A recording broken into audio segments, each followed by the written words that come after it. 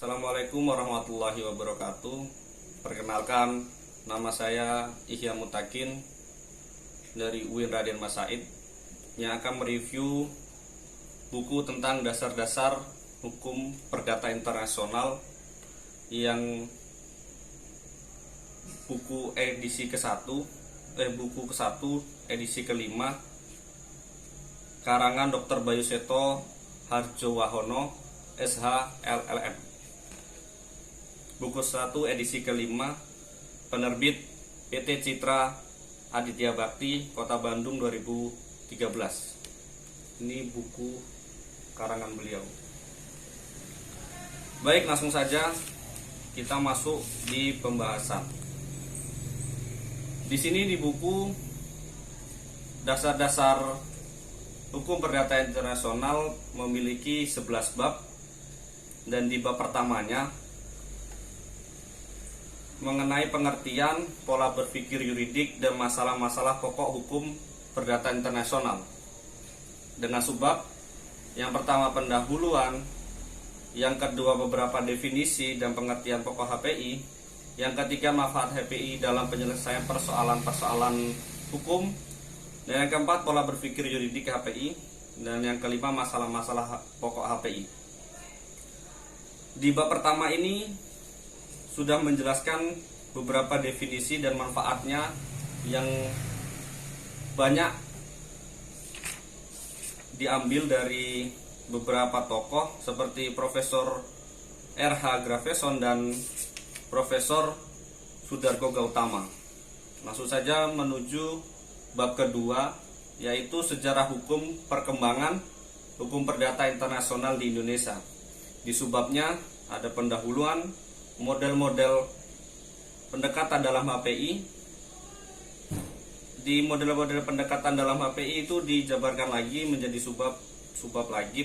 Yang pertama pendekatan berdasarkan tujuan HPI, dan yang kedua pendekatan berdasarkan hasil, dan yang ketiga pendekatan berdasarkan metodologi penetapan hukum.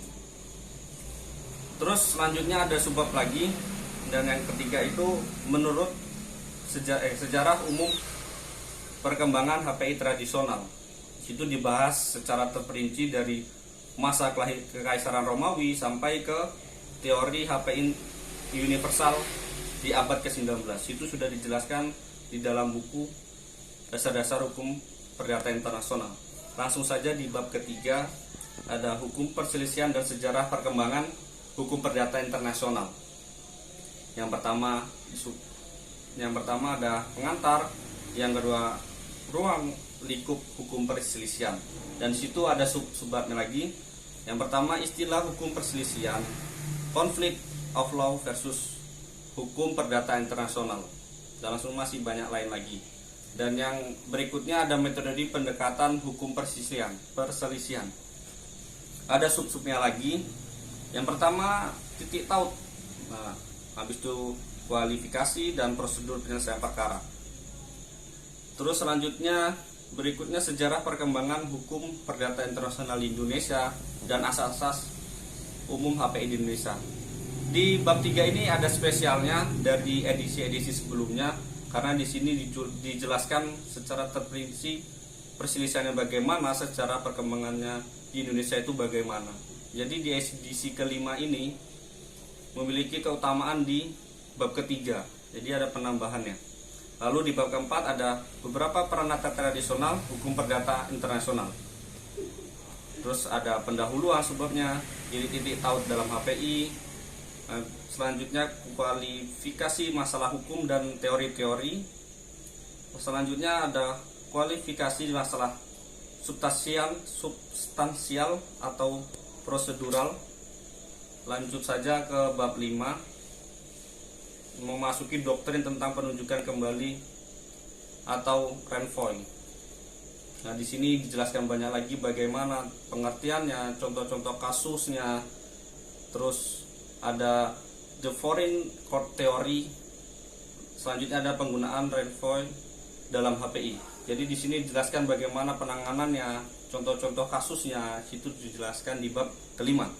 Selanjutnya di bab ke-6, ketertiban umum, kaidah-kaidah hukum yang memaksa dan hak-hak yang diperoleh. Di sini ada subbab yang dijelaskan, yaitu konsep ketertiban umum dalam HPI. Bagaimana konsep tertibnya masyarakat dalam hukum perdata internasional. Selanjutnya ada konsep kaidah, selanjutnya ada konsep hak-hak yang diperoleh, dan beberapa kesimpulan. Selanjutnya ada di bab ke-7, persoalan pendahuluan dan DPSEC. Selanjutnya ada cara penyelesaian di subbabnya, contoh-contoh kasusnya. Nah, di sini diberitahu lagi contoh-contoh kasus seperti Remai Estate di tahun 1953 atau perkara Squabble versus Ungar di 1953 dan ada lain sebagainya. Lanjut di bab 8, prinsip-prinsip umum hukum acara perdata internasional. Nah, di sini dijelaskan lagi beberapa prinsip HPI tentang dasar penetapan yuridik, forum dalam litigasi perkara transnasional. Nah, selanjutnya ada subbabnya persoalan-persoalan khusus tentang yuridik ekstrateritorial. Nah, itu. Yang selanjutnya tentang elemen-elemen yuridiksi forum dalam HPI. Nah, di situ ada penjelasan sub-subnya lagi, ya, prinsip konstitusional untuk klaim yuridiksi dan lain sebagainya, dan beberapa contoh kasusnya. Lanjut di bab ke-9, teori-teori HPI modern. Nah, di sini kita dapat mengetahui teorinya bagaimana yang dipakai dalam hukum perdata internasional dan yang dipakai di Indonesia. Nah, itu ada teori statuta modern, teori HPI internasional, teori teritorial, dan lain sebagainya. Lanjut di bab ke-10, ada asas-asas umum HPI dalam bidang-bidang hukum keperdataan. Nah, di sini ada subbabnya asas-asas HPI tentang subjek hukum. Nah, di sini asas-asas yang melandasi hukum itu apa saja, hukum HPI itu berdiri itu apa saja, seperti itu. Dan yang terakhir ada di bab 11, ekstensi dan prospek hukum perdata internasional di masa depan. Nah, ini bagaimana prospeknya hukum perdata internasional itu di masa depan, akan bagaimana itu dijelaskan di buku ini di bab ke-11 atau terakhir. Yang subbabnya HPI pada dasarnya bersifat nasional teritorialistik. Nah, selanjutnya yang kedua harmonisasi hukum perdata internasional. Bagaimana harmonisasi dalam masyarakatnya, harmonisasi dalam hukumnya. Dan yang ketiga ada harmonisasi hukum dan lex mercatoria baru awal pergeseran fungsi HPI. Nah, itu yang terakhir. Cukup di sini sampai sini saya mereview buku Hukum Perdata Internasional buku ke-1 edisi ke-5. Ini bagus untuk mahasiswa atau pendidik untuk mengajarkan kepada mahasiswanya tentang hukum perdata internasional itu bagaimana. Baik, terima kasih. Wabillahi taufiq wal hidayah. Wassalamualaikum warahmatullahi wabarakatuh.